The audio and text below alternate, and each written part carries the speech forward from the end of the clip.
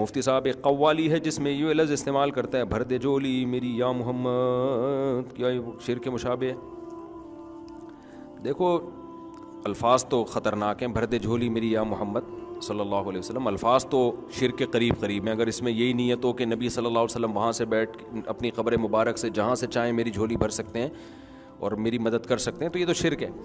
لیکن شاعری میں ہمیشہ شاعر کا کلام کا ظاہر نہیں لیا جاتا.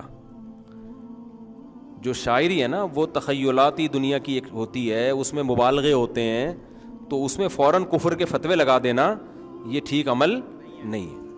تو احتیاط تو یہی ہے کہ ایسی قوالی تو ویسے بھی کوئی اچھا عمل نہیں ہے، لیکن یہ کہ اس پہ کفر کا فتویٰ جلدی نہ لگائیں.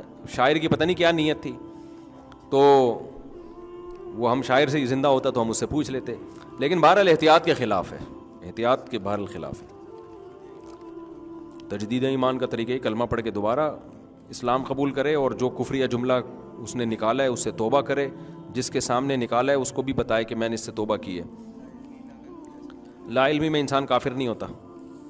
کفر کا تعلق عقیدے سے ہے. جان بوجھ کے جب منہ سے نہیں پھوٹے گا اس وقت تک کافر نہیں ہوتا. وہ غلطی سے تو بہت کچھ ہوا ہے. حدیث میں آتا ہے کہ ایک شخص کا ساز و سامان گم گیا اور اچانک ریگستان میں اس کا سارا سامان اس کو مل گیا، تو خوشی سے وہ کیا کہتا ہے، اللہ تو میرا بندہ میں تیرا اللہ. تو کیا کفر کا فتویٰ لگائیں گے؟ کچھ بھی نہیں بھائی، یہ تو جان کر تھوڑی کا ہے اس نے. اسی طرح جو اشرف علی رسول اللہ والا جو تماشا بنایا ہوا ہے نا فضول قسم کا، اس کو خواب آیا تھا، وہ اسی خواب میں کہتا ہے غیر اختیاری طور پر میری زبان سے نکلا اشرف علی رسول اللہ.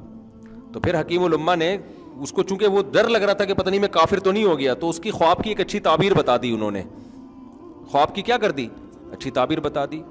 اگر وہ جاگتی حالت میں جان بوجھ کر کہتا ہے نا کہ اشرف علی رسول اللہ، تو 2 تھپڑ کھینچ کے لگاتے اس کے. کیونکہ ختم نبوت پہ جتنا ہمارے اکابر نے کام کیا ہے نا، اتنا کسی کو یہ حصہ نصیب نہیں ہوا. تو کیڑے نکالنے کو آپ نیگیٹو سوچ کے ساتھ کچھ بھی کرتے رہو، سوسائٹی کو الو بناتے رہو، اور پازیٹیو سوچ ہوگی. تو مولانا تھانوی کی پازیٹیو سوچ تھی. تو جب انہوں نے دیکھا کہ اس کو خواب آیا ہے اور غیر اختیاری طور پر اٹھتے ہوئے اس کی زبان سے یہ کلمات جاری ہیں، تو اس کو تسلی دی. گھبرا رہا تھا وہ کہ نہیں بھائی اس خواب کی اچھی تعبیر ہو سکتی ہے. ان کو پتا تھا یہ ختم نبوت کا قائل ہے، یہ مجھے نبی نہیں مانتا ہے، تبھی تو گھبرا رہا ہے. مانتا ہوتا تو کہتا کہ بڑا زبردست خواب آیا حضرت، زبردست، آپ تو اللہ کے رسول ہو گئے. وہ بھی کہتے ویری گڈ، زبردست. انہوں نے بھی تعویل کی کہ یہ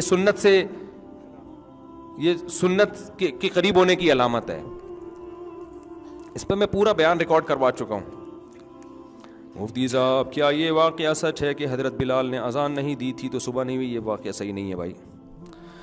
مفتی صاحب تابوت سکینہ پر تھوڑا سا بیان کر دیں. کیا حضرت یوسف علیہ السلام کو دوبارہ دفنایا گیا تھا؟ مختصر روشنی ڈال دیں. تابوت حضرت یوسف کو دوبارہ دفنایا گیا تو میرے علم میں نہیں ہے، لیکن جو تابوت سکینت ہے وہ حضرت موسیٰ علیہ الصلاۃ والسلام کی عصا اور آپ کی یادگاریں ایک تابوت میں تھیں.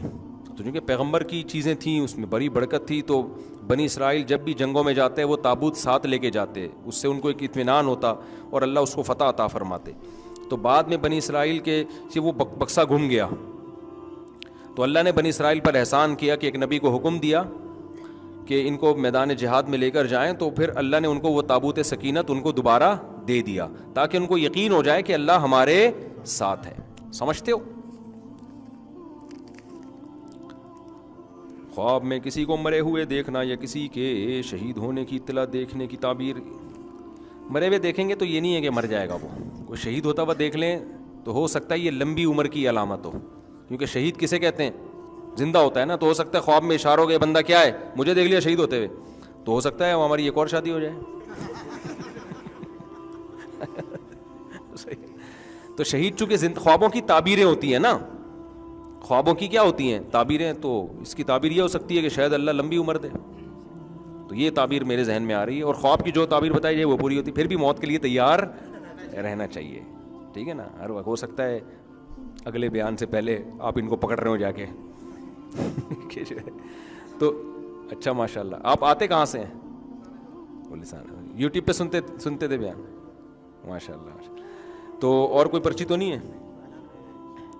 بھائی؟ مغرب کے بعد بیان ہوگا. وہ بھائی سے معذرت، وہ جو وہاں بیٹھے ہوئے ہیں نا، وہ کہاں گئے؟ مارکیٹ سے ہی شارٹ ہو گئے، وہ غصہ ہو گیا. چلو مغرب کے بعد انشاءاللہ اگلے ہفتے سے ہم شروع کرتے ہیں.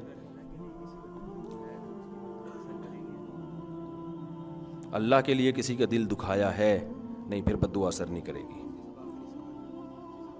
ورنہ تو یہ جتنی بوائے فرینڈ ہے نا، گرل فرینڈ، یہ سب ایک دوسرے کی بد دعاؤں سے مر جائیں، کیونکہ سب ایک دوسرے کا دل دکھاتے ہیں.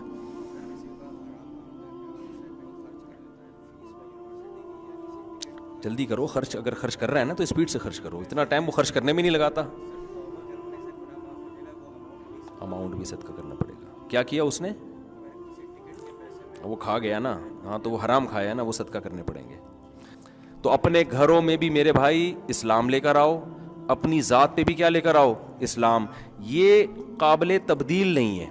اگر آپ نے اسلام کے علاوہ کوئی اور لائف اسٹائل اختیار کیا نا، ٹھوکریں کھاتے رہو گے اور رائے آپ کی چینج ہوتی رہے گی. آج ادھر، کل ادھر، پرسوں ادھر، پھر کبھی وہ صحیح لگے گا، کبھی گٹکے والا صحیح لگے گا آپ کو، صحیح ہے نا، کبھی لوگوں کے گٹکا تو صحیح نہیں ہے، چھٹا ہونا چاہیے. کبھی آپ کو چرسی صحیح لگیں گے، پھر آپ کہو گے یار پینے کا بھی تو ٹرائی کر کے دیکھیں نا.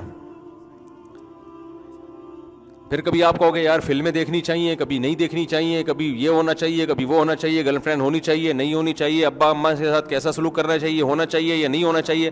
اور بھائی یہ بحث کو ختم کر دو. جو اللہ رسول نے کہا وہ ہوگا، جو کہا کہ نہیں کرو وہ نہیں ہوگا. ختم. اللہ اس کے رسول نے ہر قسم کے نشے کو حرام قرار دے دیا. کیا خیال ہے؟ اب نہ چرس ہوگی، نہ ہیروئن ہوگی، نہ گٹکا ہوگا.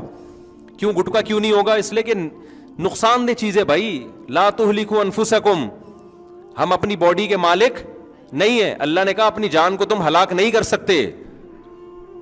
یہاں تک فقہاء نے لکھا ہے کہ جو نوالا آپ نے کھانا کھایا نا، پیٹ بھر گیا، الدر المختار فقہ کی بڑی زبردست کتاب ہے. کل ایک صاحب مجھے کھانے پہ ملے، کہنے لگے کہ یہ فقہ کے حوالے نہ دیا کریں، آپ قرآن حدیث کی بات کیا کریں. میں نے کہا اس کا مطلب فقہ جو ہے نا وہ تورات اور انجیل سے اخذ کیا گیا ہے. کیسا دماغ بن رہا ہے یار لوگوں کا.